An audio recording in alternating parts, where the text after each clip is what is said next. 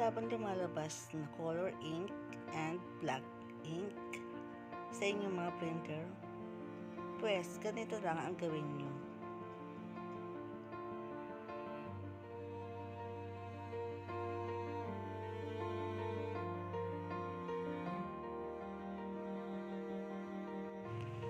Ayan, buksan lang natin ang ating printer. Ayan, natanggal na. Ayan, tanggalin lang natin yung tornilyo dyan para maangat lang natin yung hose.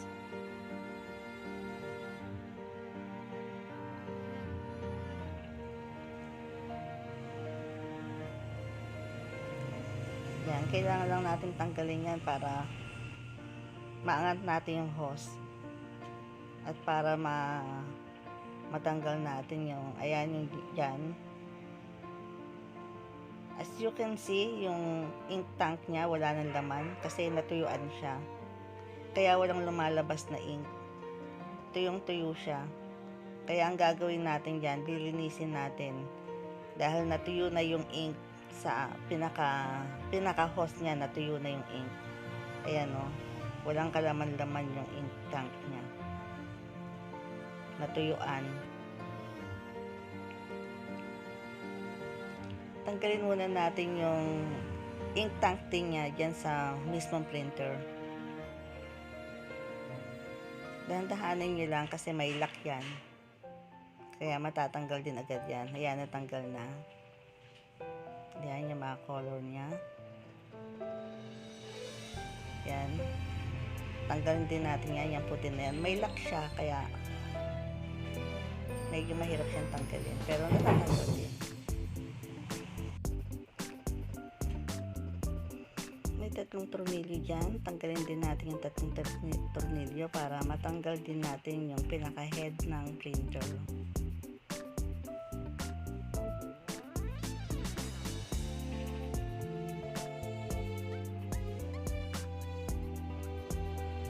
Ayan, angatin lang, dahan-dahanin lang ang pag-angat kasi merong pinaka yung puti na yan nakakabit dito sa pinaka head. Ayan, hugutin lang ng dahan-dahan. Ayan, natanggal na. Ayan yung pinaka-head niya. Ayan din, lilinisin natin yan.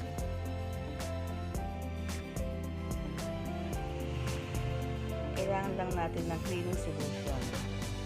Ayan ang ilalagay natin. Ayan ang panlinis natin.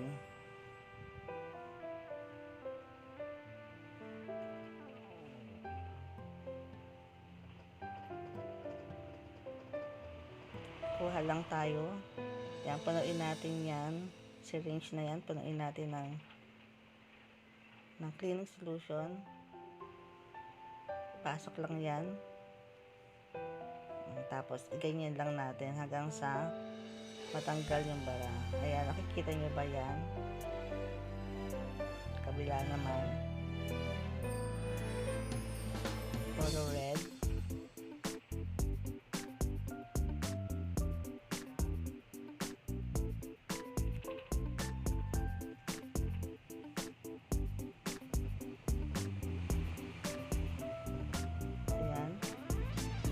Tatanggal na yung baray niya kasi maayos na yung pag niya. Ayan, lalo na yung black. Ayan, malinis na yung pinaka lumalabas na cleaning solution niya. Ayan, natapos na. Punasan na lang natin ng igi at patuyuin. Ayan, pinapunasan ko ng igi para patuyo.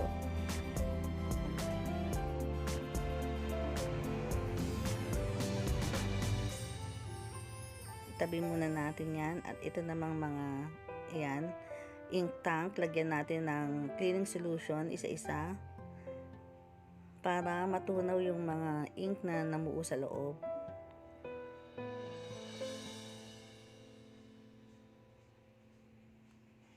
Yan, kalugin lang natin ng konti.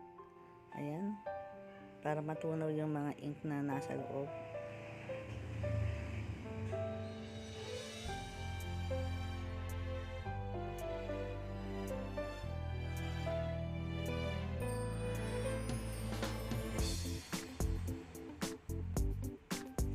And then, ito naman yung ink tank niya. Lagyan din natin ng cleaning solution. Igupin lang muna yung mga natitirang ink.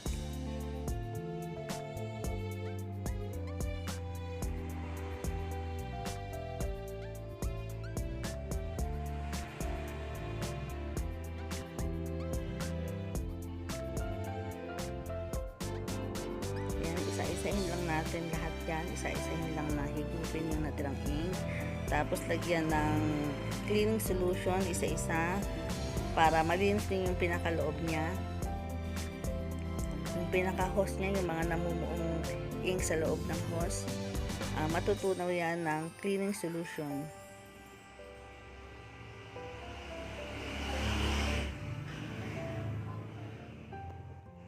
As you can see, natuyuan din ng ink yung ink tank niya. Kaya kailangan linisin natin siya. Linisin maigi.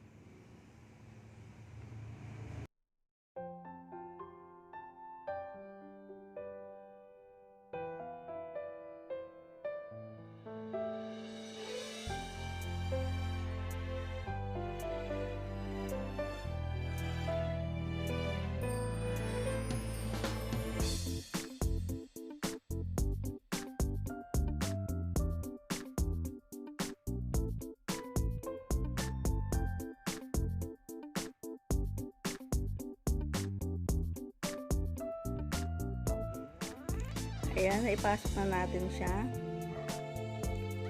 And then, ibalik na natin yung 3 tornilyo na nakalagay dyan.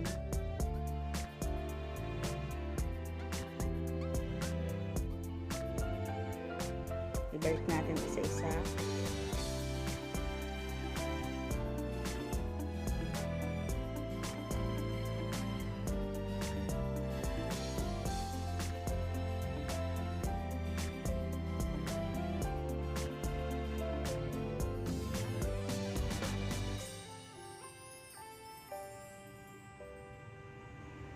At ayan ang pinakahuli, ink tank niya. Ink tank.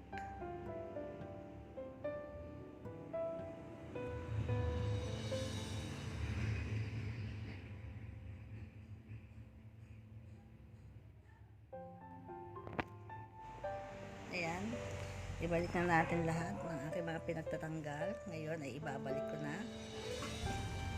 Kasi natapos na tayo, nalinsan natin lahat. Ang mga ink tank, pati hose, nalinsan natin lahat. Kaya ayan, inaayos ko lang ng hose.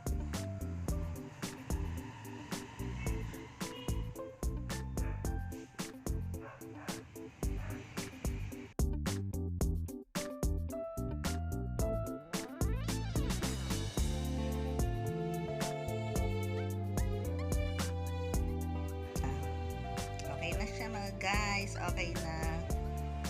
Ayos na. And then, ibalik na natin yung takip kasi tapos na tayo.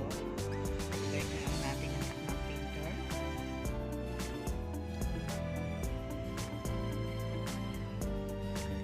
Yan, yung takip ng printer. Ibalik ko na rin.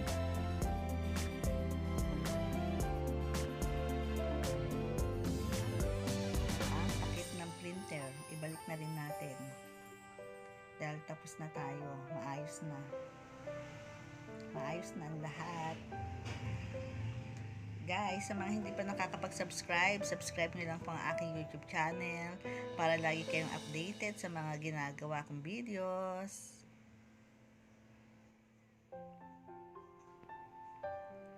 Ayan, naibalik ko na yung takip at susubukan na natin. Ay, hindi, lalagyan ko pa pala ng ink. Kasi wala siyang ink, nilinis ko, natuyuan, ngayon lalagyan ko na ng panibagong ink para to make it sure na malinis talaga yung ilalagay kong ink dyan. Ayan, isa-isahin natin, lagyan ng ink yung kanyang ink tank.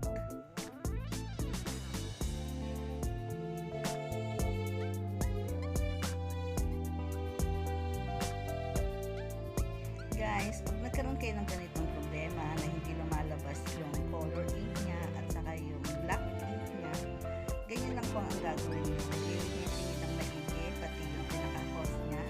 lalagyan nyo lang ng cleaning solution para malinis, matanggal yung mga namumuong ink dun sa loob ng hose at saka sa loob ng ink tank. Yan, para hindi kasi dumadalo yung ano niya, yung ink niya pag mga barado, yung hose niya pag barado, hindi dumadalo yung ink niya. Kaya kailangan yung linisin siya ng cleaning solution. Ibalik na natin yung kanyang cover para hindi madumihan yung ink sa loob. And then, subukan na natin kung magpiprint na siya. Ayan lang guys, ganyan ang gagawin nyo. Pag nagkaroon kayo ng ganyang problema, lilinisin nyo lang maigi yung ink tank. Subscribe nyo na guys ang aking YouTube channel and click the bell button para lagi kayong naka-updated sa aking mga bagong videos. Ayan, nag-print na siya, meron na siyang color. Ayan guys, thank you so much. Bye!